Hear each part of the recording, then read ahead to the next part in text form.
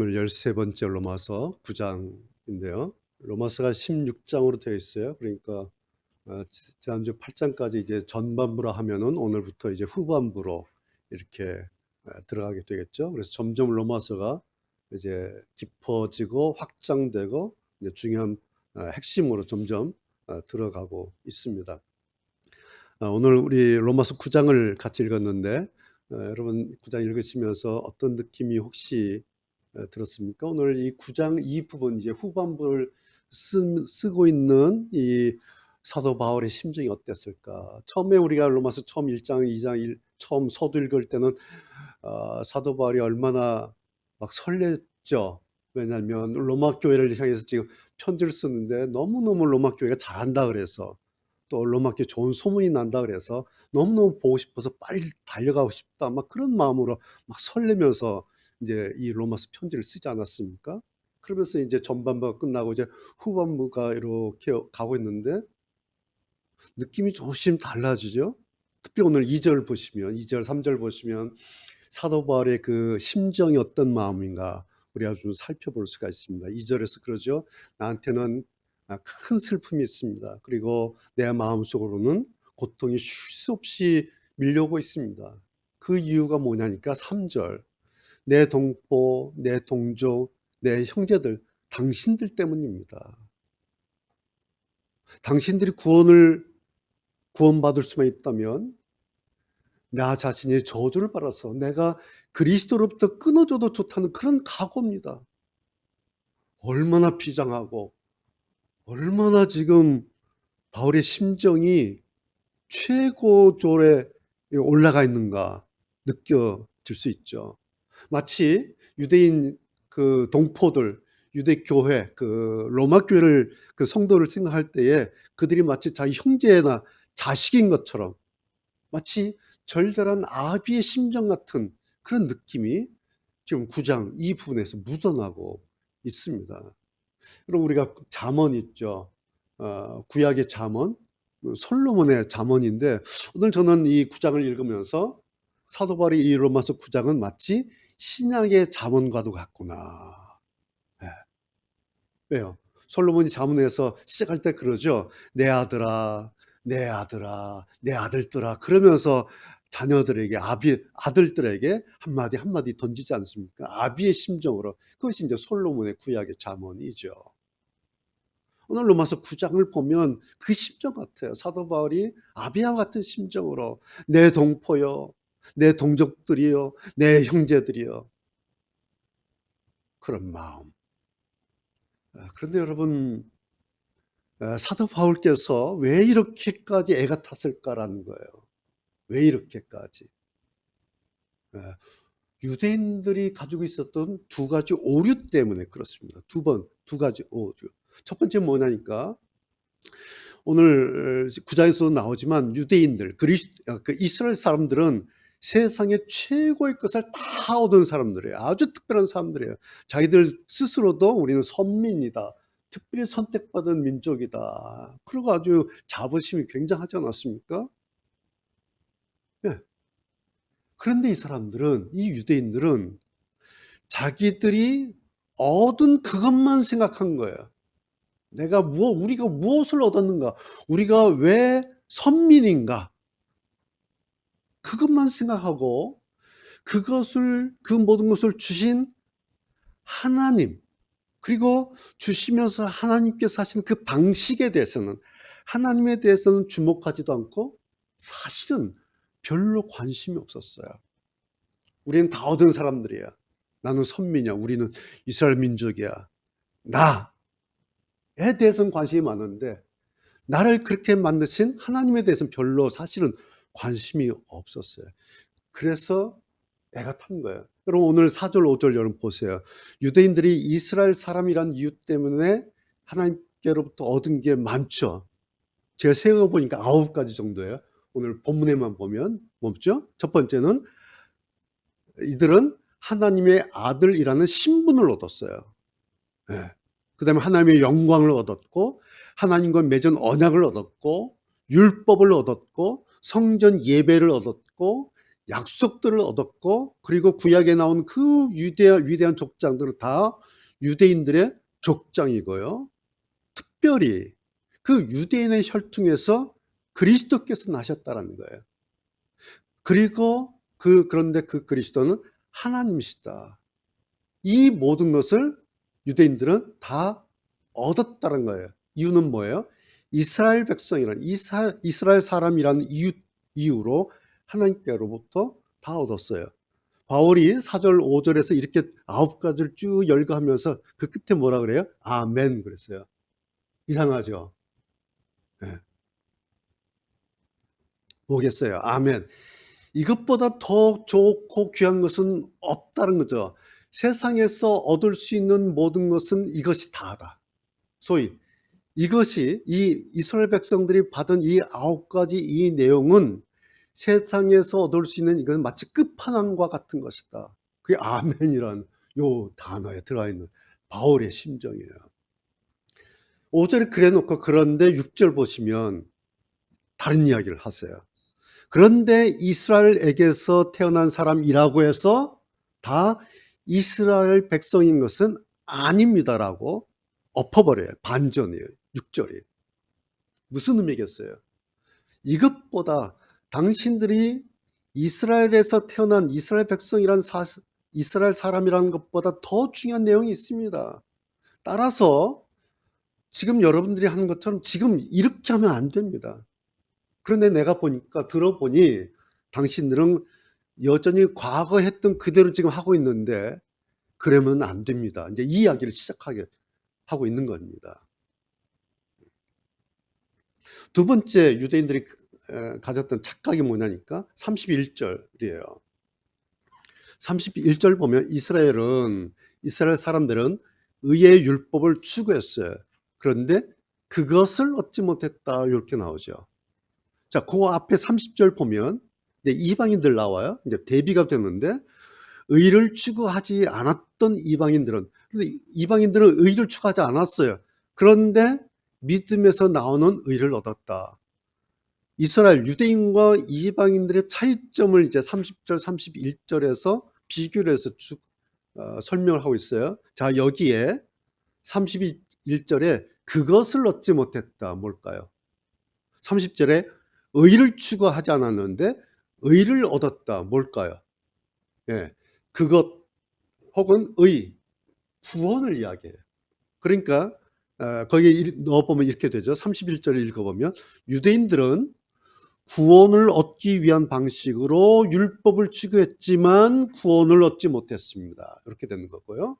30절 보시면 이방인들은 구원을 추구하지 않았는데 믿음에서 나오는, 즉 믿음으로 구원을 얻었습니다. 이렇게 되는 거예요.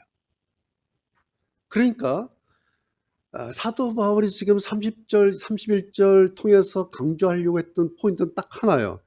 이방인들이 구원을 얻었는데 이방인들은 그런데 구원을 추구하지 않았어. 이 사람들은 단지 믿음으로 구원을 얻었다라는 거예요. 뭐죠?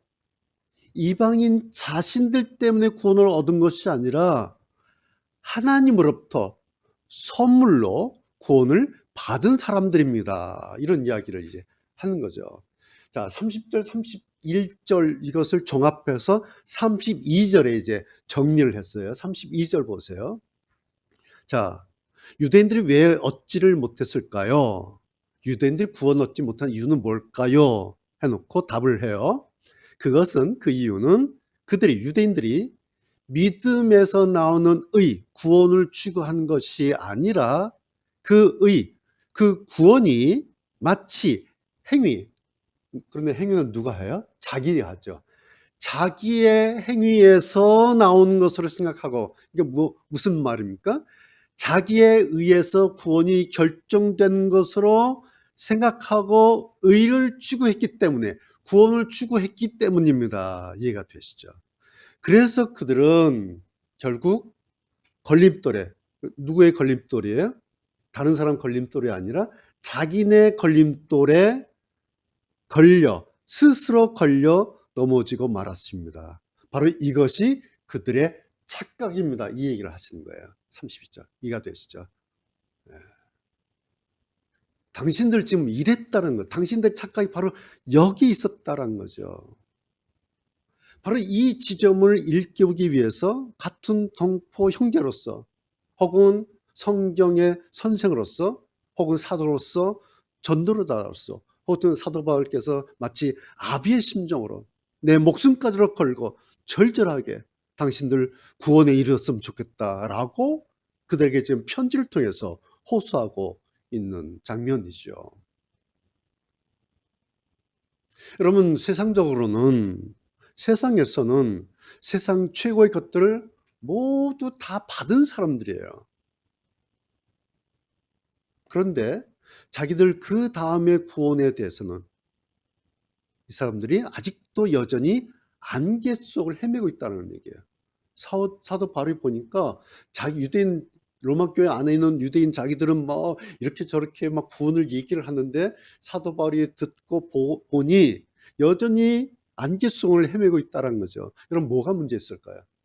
왜 그랬을까요? 그 이유를 이제 밝혀야겠죠. 왜 유대인들이 교회에서 그렇게 열심히 좋은 소문도 나고 열심히 모이고 그러고 있는데 왜 구원과 관련해서 안개 속을 헤매고 있을까라는 거죠. 성경이 없어서 그랬을까요? 아니죠. 듣지 못해서 그랬을까요? 아니에요. 이 사람들은요, 다 들었어요. 다 알고 있어요. 심지어는요, 다 암기하고 있어요. 이 사람들 듣기가 아니라 율법 그냥 암기하는 거예요. 듣고 알고 암기하고 있어요. 그래서 이제 그 사실을 알고 바울께서 9장에서 이제 구약의 족장 이름을 올리죠. 아브라함, 이삭, 사라, 리브가, 뭐 야곱, 에서, 모세, 파라오, 뭐 호세아, 이사야, 소돔, 고모라 하면서 갑자기 9장에 와서 구약의 사람들 이름, 지명을 막 올려요.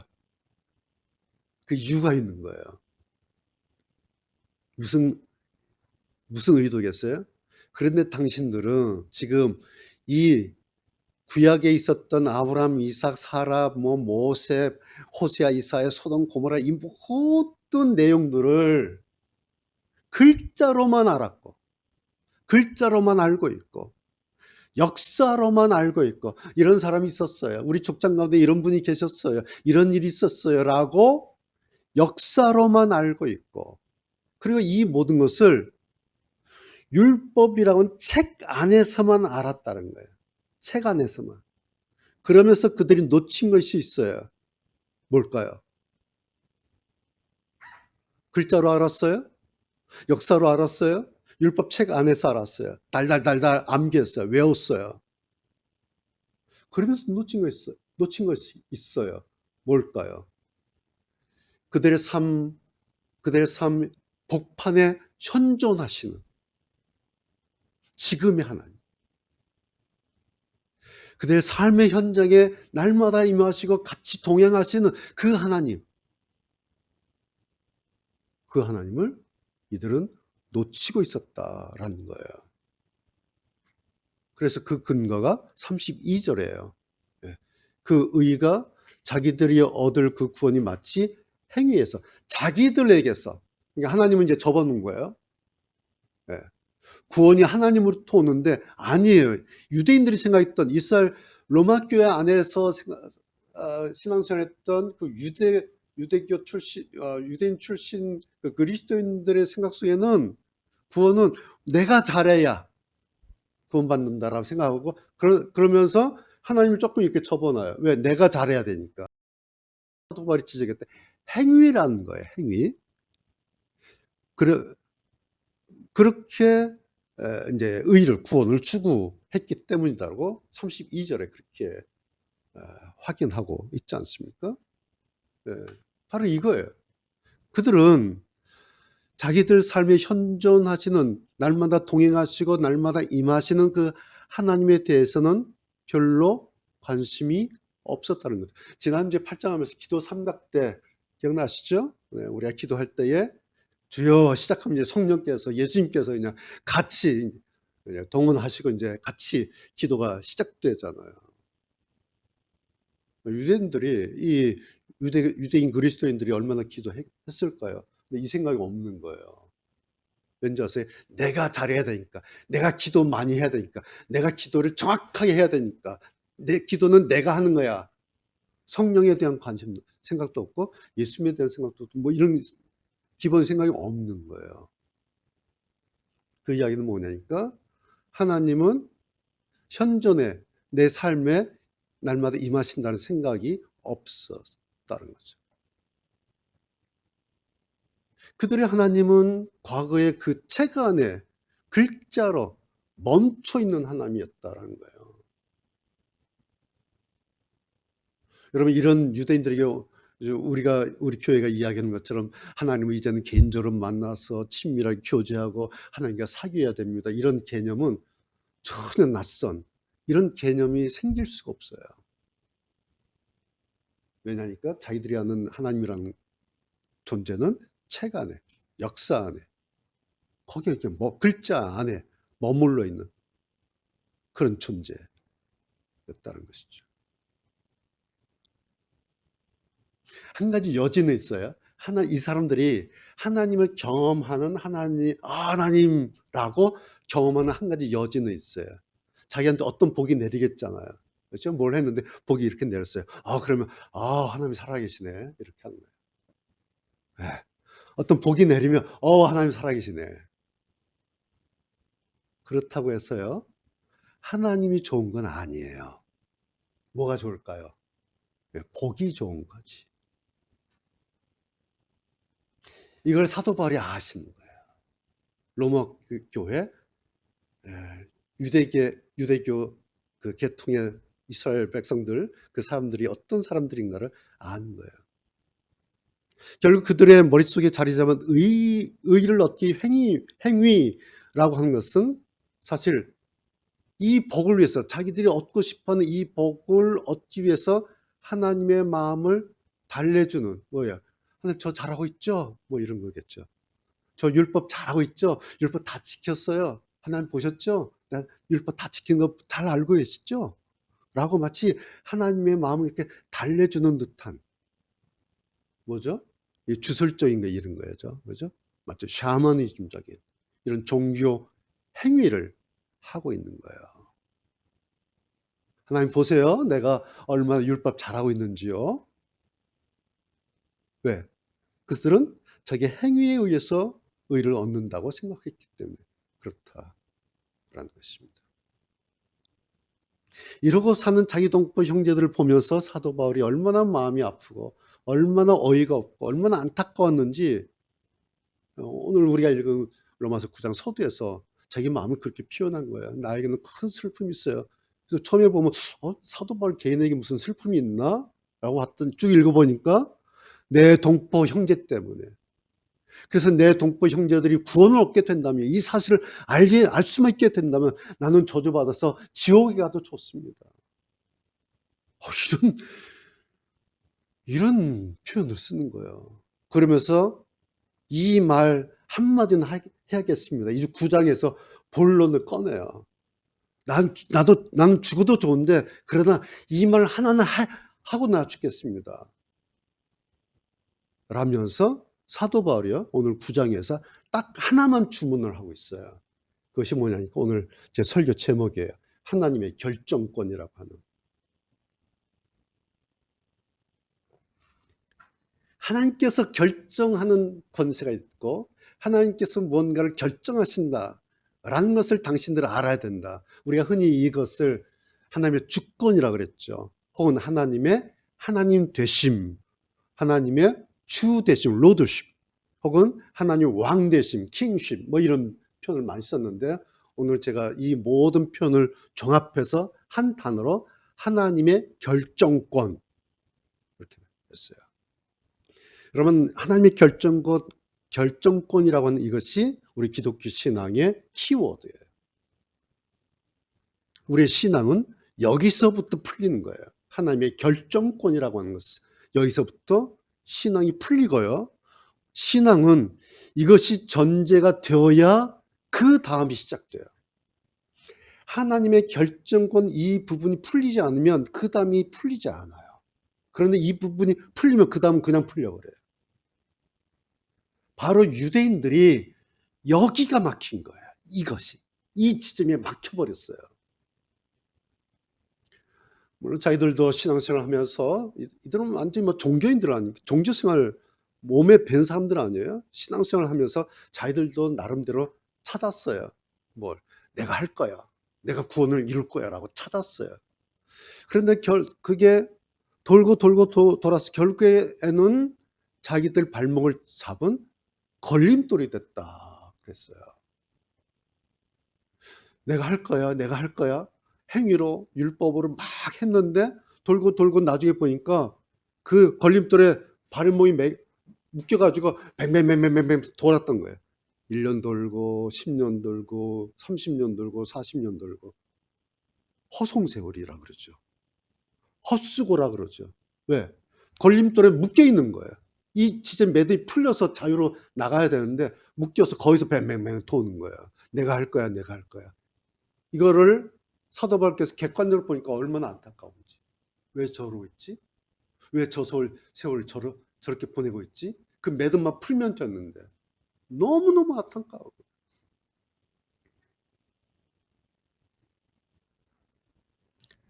간혹 사람들이 이런 얘기 하죠. 그래도 오늘 유대인들이 세계 금융 다 잡고 있지 않습니까? 유대인 출신 노벨상이 도대체 몇 명이에요? 그런 얘기 우리가 하죠. 여러분, 지금 우리가 이런 거 이야기하고 있는 게 아니에요. 바울이요. 사도 바울께서 지금 세상에서 돈 많이 벌고 세상 경제 휘어잡고 교육 성공하자 이런 거 말하고 있는 게 아니죠. 딱 하나를 얘기를 하고 있어요. 구원에 대해서. 그러니까 그 구원을 이루신 하나님에 대해서 제한해서 말하고 있어요. 이게 교회예요. 교회는요, 범위가 있어요. 이야기하는 범위가 있어요. 성경은요, 성경의 범위가 있어요. 교회가 무슨 팔방미인이 아니에요. 교회가 무슨 백화점이 아니에요. 교회는 하나님에 대해서, 구원에 대해서 이야기한 것만으로도 시간이 모자라요. 그리고 버거운 것이에요. 구원 하나만 이야기하기에도, 하나님 한 번만 이야기하기에도 시간이 없어요. 버거워요. 교회는 상당히 제한적이에요, 사실은. 그런데 아이러니하게도요, 3년 코로나 속에서도 이제 3년 거의 끝나갔는데 또 이 난리가 났는데요.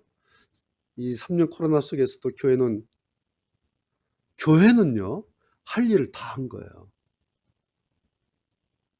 모든 게 멈췄던 시간 같았잖아요, 지난 3년이. 그런데 교회는 하나님에 대해서 이만큼 온 거예요. 여러분, 교회가 3년 전에 멈춰 있지 않아요. 코로나 시작할 때 19년 12월에 시작했잖아요. 그때 막 터지기 시작한 거예요. 거기에 시계가, 교회 시계가 멈춰 있지 않아요. 교회 시계는 2022년 10월 30일 여기까지 와 있어요.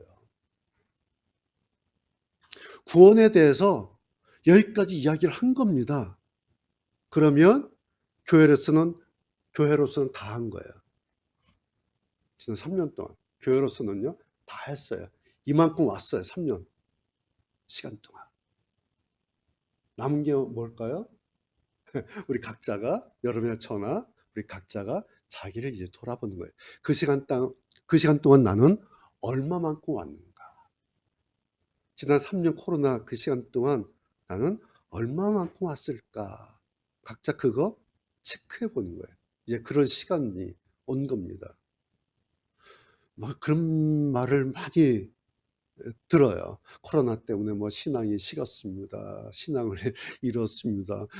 코로나 때문에 뭐 교회를 떠났습니다. 지난주에 수차례 목사님들 수련회 하면서 이런저런 다 이런 얘기예요. 그동안 3년 동안 어떻게 지냈어요? 우리도 그동안 못 모였거든요, 수련회를. 이번에 이제 3년 만에 목사님들 모여서 대화가 뭐겠어요? 이거 물어본 거예요. 목사님들 교회 어떻게 했어요? 어땠어요? 다 이 얘기예요. 코로나 때문에 너무 힘들었어요. 뭐 신앙이 어떻고, 뭐 교회를 떠났고, 뭐 어떻게 됐고. 그런데 교회가 멈춰 있지 않았어요. 여기까지 왔어요. 제가 얼마 전에 우연히 채널 돌리다가 그 인강극장을 하나 중간쯤에 보게 됐는데 거기 시각장애인 마라토너 이야기예요. 국토를 동쪽 서쪽으로 이렇게 국토를 종단한 울트라 마라톤을 하는데 그 거리가 622km라는 거예요. 이걸 한 150시간 거의 일주일 되는 날 동안 계속 뭐 잠깐 자고 뛰고 밤에도 뛰고 그래요. 그런데 이제 부부가 뛰는데 아내가 시각장애인 1급이에요. 아내가. 지금은 60대 됐는데 이게 10년 전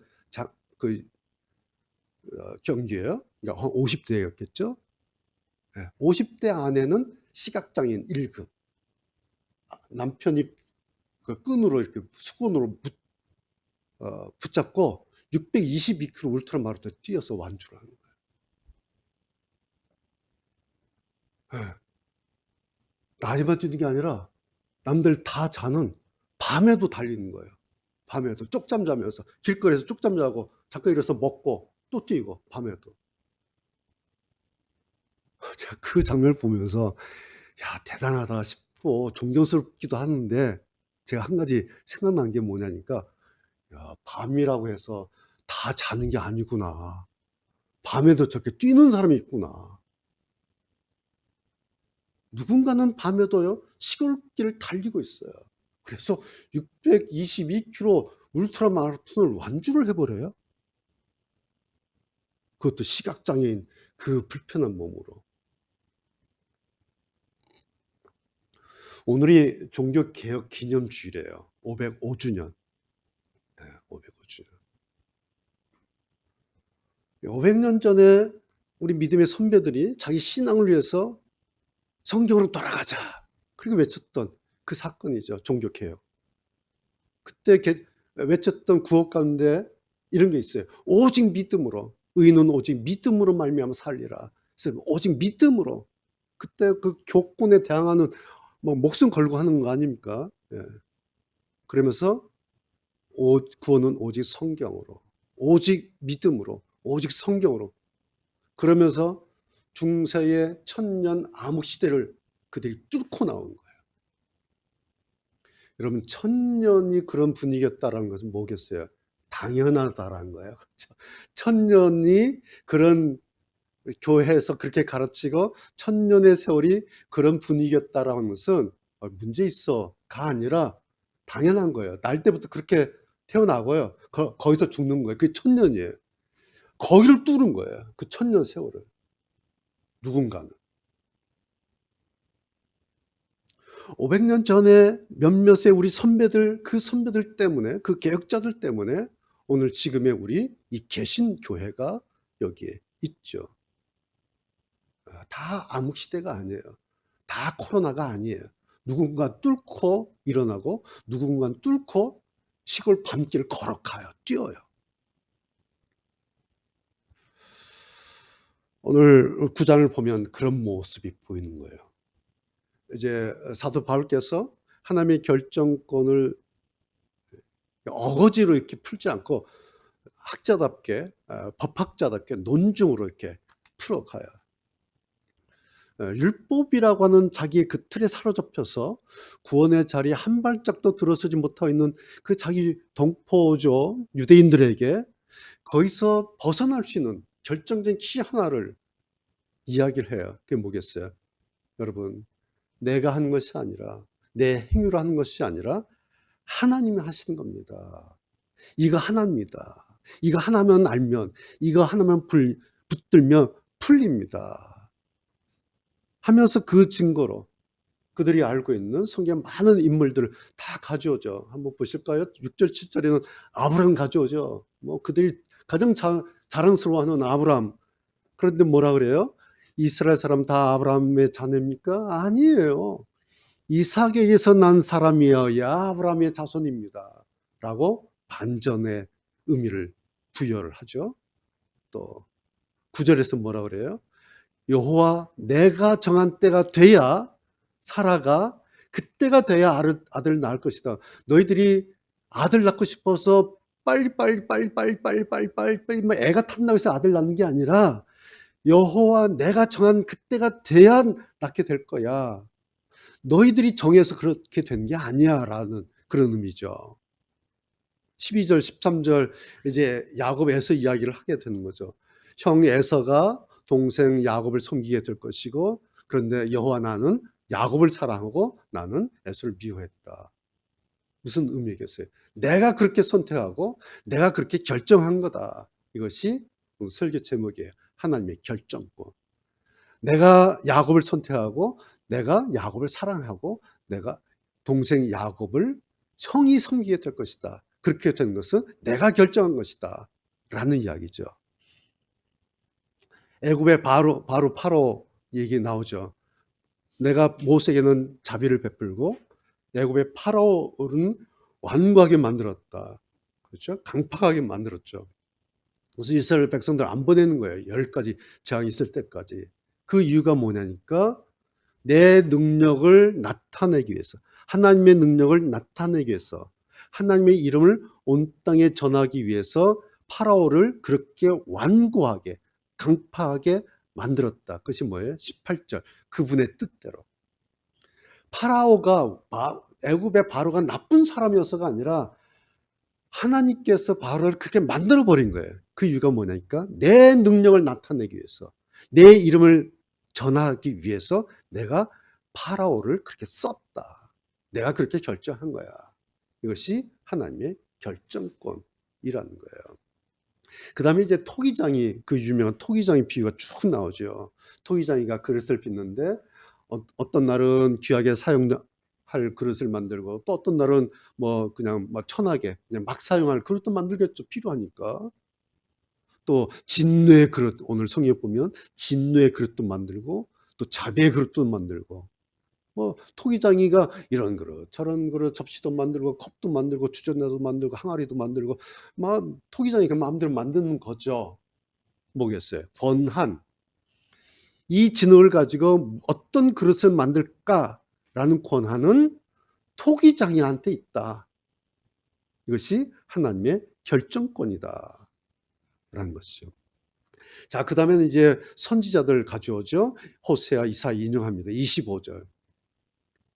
내 백성이 아니다 라고 말했던 사람을 내가 이제는 라고 내가 부르겠고, 내가 사랑하지 않는 사람을 나는 이제 사랑하겠다. 내가 하겠다. 26절. 너희는 내 백성이 아니라고 그들에게 말한 그곳에서, 그런데 그들은 이제 살아계신 하나님의 아들이라고 불리게 될 것이다. 누가? 내가 그렇게 했다. 27절. 이스라엘 자손들의 수가 바닷가의 모래처럼 많을지라도, 그런데 남은 자만 구원을 얻을 것이다. 다가 아니라 남은 자만 구원을 얻을 것이다. 누가? 내가 그렇게 할 거다 라는 거예요.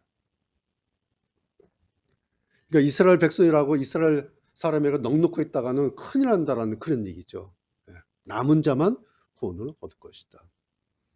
자, 오늘 말씀 결론은 이런 거예요. 자, 사도 바울이 이 로마서 9장 이 절절을 쓰면서 딱 한마디 하고 싶은 것. 하나님이 하나님이시다. 여러분, 이거 기본 아니에요? 하나님은 하나님이시다. 이게 기본인데, 후반부 들어오면서 나는 죽어도 좋아 라고 하고 싶은 말씀이 이거였어요. 하나님은 하나님이시다. 무슨 근거예요? 유대인들이 하나님이 하나님이셔? 별로 관심 없다는 거예요. 그거를 사도 바울이 읽은 거예요. 우리가 그 출애굽 사건 잘 알죠. 출애굽을 앞두고 모세가 하나님께 묻지 않습니까? 하나님, 제가 이제 그렇게 하겠는데 사람들이 저한테 누가 너한테 일을 시켰냐? 라고 물으면 제가 뭐라고 답해요? 그러니까 하나님께서 뭐라고 그래요? 너희 조상 하나님이 너를 보내셨다고 그렇게 말해라. 그 다음에 또 묻죠. 그런데요, 그 이름이 뭐냐? 라고 또 물으면, 우리 백성들 물으면 또 뭐라고 해요? 그때 하나님께서 말씀하시죠. 스스로 있는 자가 너를 보냈다고 해라. 스스로 있는 자. I am who I am. 나는 나다. 스스로 있는 내가 보냈다고 해라. 그냥. 여러분, 이것이 출애굽의 시작이에요. 이스라엘 민족의 엑소더스의 시작이 이거예요. 나는 나다. 스스로 있는 자다. 내가 시작한다. 내가 여호와다. 여호와 내가 하나님이다. 이것이 이스라엘 민족의 역사 시작이에요. 그런데 이것이 오늘 우리 신앙의 시작점입니다. 모든 것의 시작점이 하나님 여호와시다 라는 사실이에요. 그리고 이것을 인정하는 것, 그것이 하나님의 결정권을 인정하는 시작점이에요. 우리는 쉽지 않습니까? 당연하죠. 하나님이 여호와께서 하나님이시죠. 우리는 쉬워요. 당연해요. 익숙해요. 그런데 이 익숙하고 이 당연하고 쉬운 것을 로마 교회에 있었던 그 유대인들은 별 관심이 없었다는 거예요. 말씀드린 것처럼 하나님의 결정권을 인정하는 이 시작점, 이 부분이 우리 삶의 숙제 매듭이 풀리기 시작하는, 그리고 이 매듭이 풀려야 그 다음이 진행이 된다는 거죠. 아쉽게도 유대인들에게 있어서는 이 매듭 하나를 풀지 못한 거예요. 그래서 뻔한 걸림돌, 자기들이 봐도 내가 율법을 좀 덜 지켰나? 내가 뭘 좀 덜 했나? 그래서 더 세게 해요. 왜? 자기들 보니까 거기서 계속 맴돌고 있는 거예요. 그런데 그러면서도 이게 맞아. 왜? 이렇게 배운 거예요. 그래서 더 하는 거예요. 그런데 계속 꼬이는 거예요. 여기서 못 풀어나와요. 여기서 벗어나질 못해요. 내가 내 구원을 이룰 거야. 행위로, 율법으로. 이 장면을 사도 바울을 보면서 이 갓난한 매듭판을 풀지 못해서 그러고 있는 자기 동족들을 그렇게 볼 때에 얼마나 숨이 막히고 얼마나 애가 탔을까. 아마 지금 같았더라면은 뭐 돈을 들여서라도 막 퀵을 시켜서라도 막 이 편지 보냈을 거예요. 빨리 보내서 읽혀서 빨리 깨달으라고. 이 쉬운 매듭 하나 있는데 이거 빨리 풀으려고. 여호와 내가 시작한다. 여호와 내가 하나님이다. 이 매듭 풀려야 그 다음에 풀린다고. 오늘 로마서 9장은 여기까지입니다.